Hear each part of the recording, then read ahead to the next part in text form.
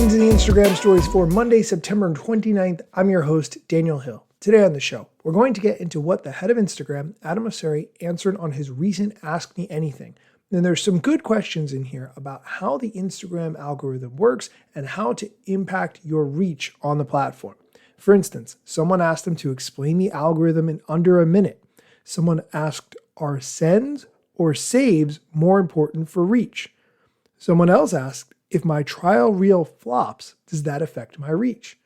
Additionally, the head of Instagram also explains about how the new iPad app opening directly to the Reels tab is different and what the thought process behind that was. All of that and more on today's episode, but first, here's a quick word from our sponsors. Welcome back. Let's dive into the questions and answers from the head of Instagram. And the first one is a request to explain how the Instagram algorithm works in under 1 minute. I love this as a goal. Here's Adam's answer, explaining how the algorithm works. All right, there are lots of algorithms, but I think you're asking about the main one for the main experience on Instagram. I want to stress, I know this is contentious, but we're trying to make the most of your time, show people things that they're interested in, which grows the overall pie, grows reach for the average creator, also grows our business and makes people happy. What we do is we look at two different types of content, everything that was posted from the accounts that you follow, and then also posts from accounts that you have not followed. For each of those posts, we try and predict how likely you are to like, comment, share, save, send, each of those things, and we use those predictions to create a relevancy score, an educated guess for how interested we think you are in those posts, and we order by those scores. We don't rank every piece of content that has been posted by a account that you do not follow, but we try to find a subset that we think you might be interested in, do similar predictions, and then we blend those two together.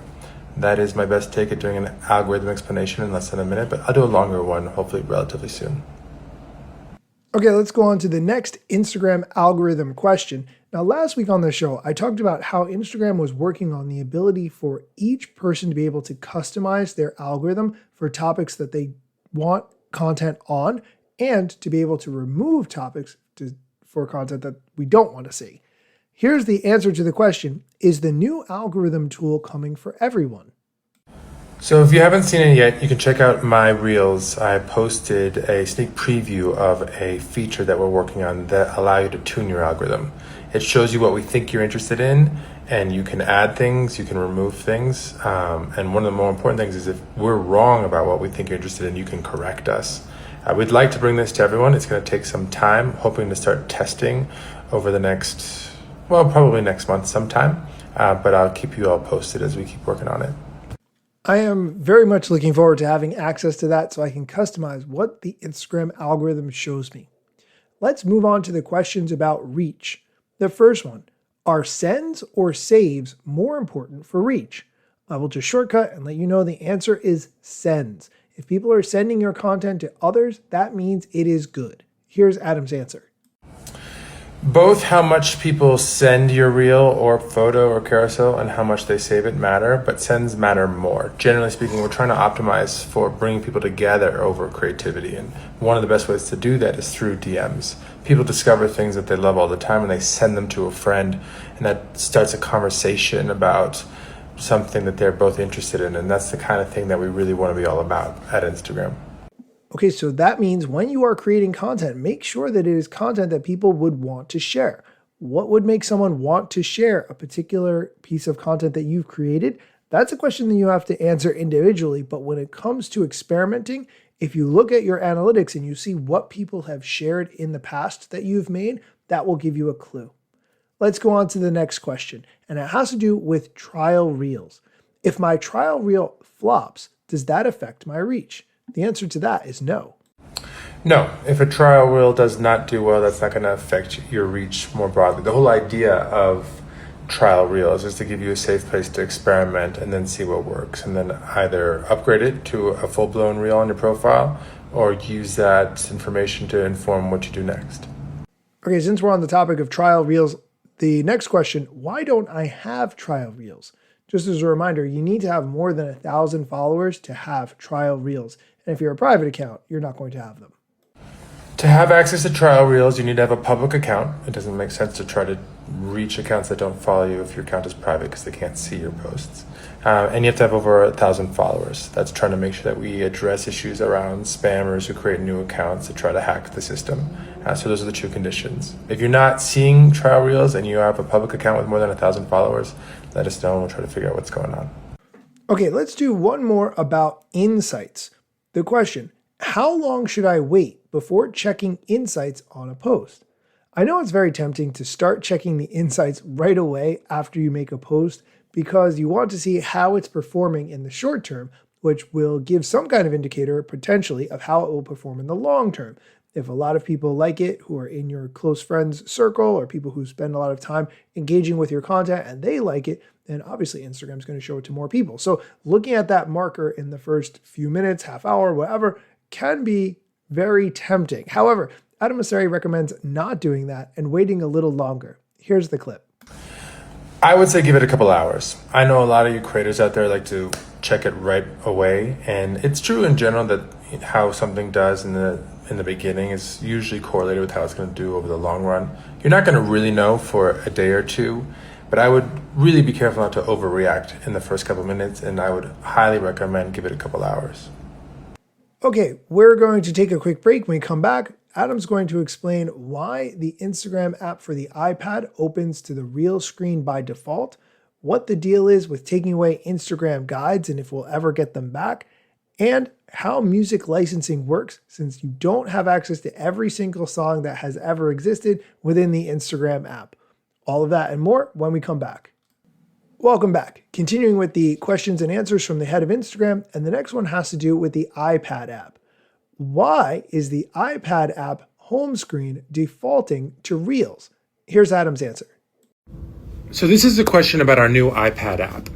And we actually made the default experience stories at the top, and then you scroll into Reels, which, by the way, can also include photos.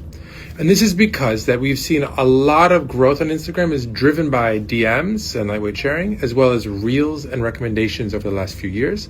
So we took the iPad app as an opportunity to experiment with reorienting Instagram more around those two products. It's also because people tend to use tablets less times per day, but for longer each time, which lines up more with video consumption more broadly. Now, you still have a dedicated feeds tab where you can get to a chronological list of content from the accounts that you follow, and you're going to get more and more tools there if you really want to make sure that you're not missing anything that you care about.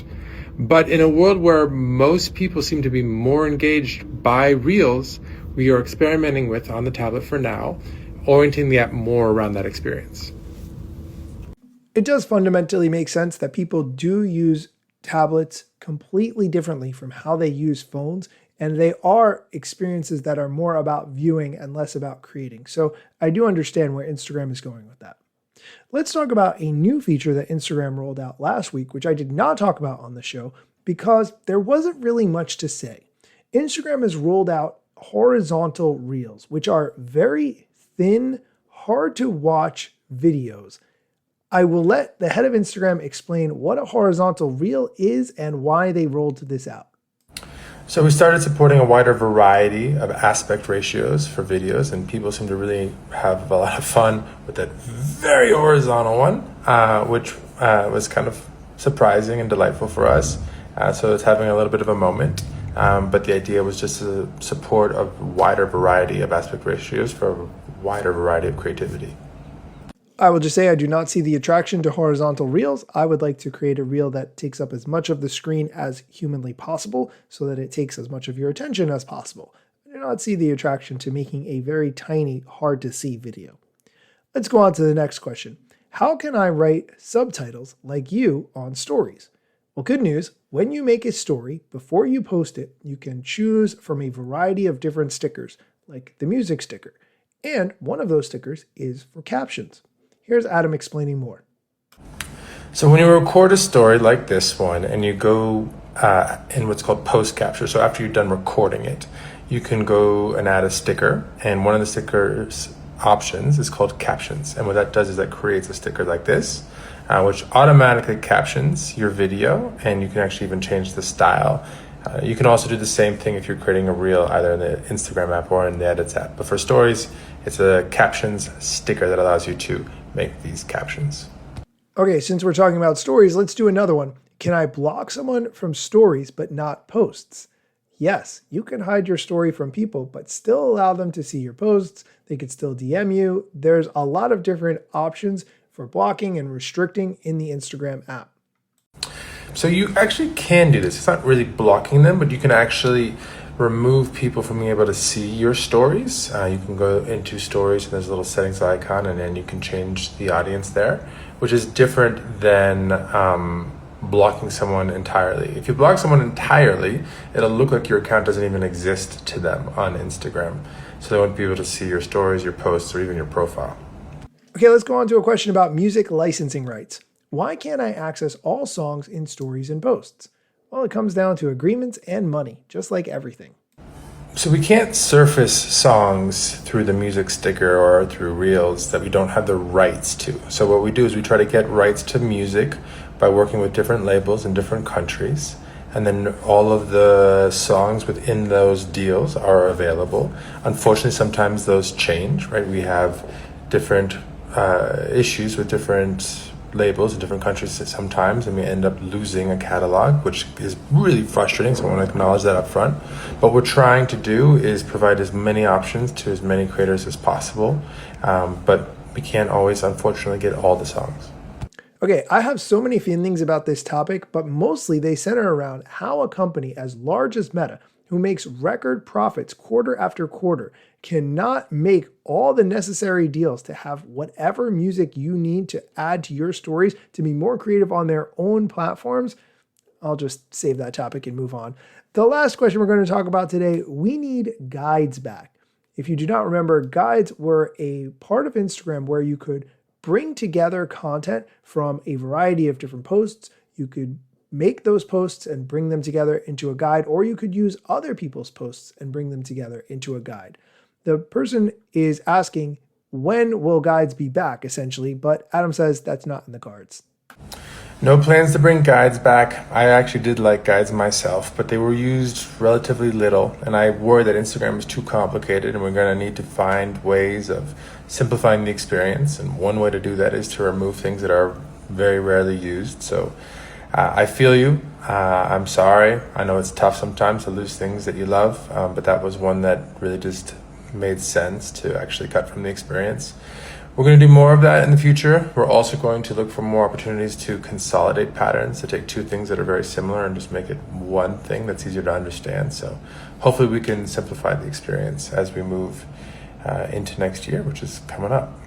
Okay, that is going to do it for today's episode. As always, thank you for listening. And if you have not had an opportunity to leave a review of the show, I would really appreciate it. The best place to do that is on Apple Podcasts. I will link to how to get there in the show notes, or you can just go on Apple Podcasts and search for the Instagram Stories Social Media News.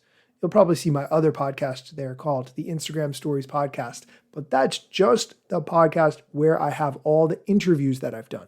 I try to keep those interviews in one collection, but this show, which is the shorter news show that I do 3 times a week, that's called the Instagram Stories Social Media News. You can get there directly by using the link in the show notes. Thank you for listening, and come back next time for more social media news, strategy, and other things you should know. Let's get it. The year was 2013. You posted your first pic and you're glad your post got seen. Your friends liked it too, but what you didn't know is what posting on that platform would do. Taking all your time and attention, doom scrolling. Also, let me mention, you gotta post on every platform, putting content on every set just to conform.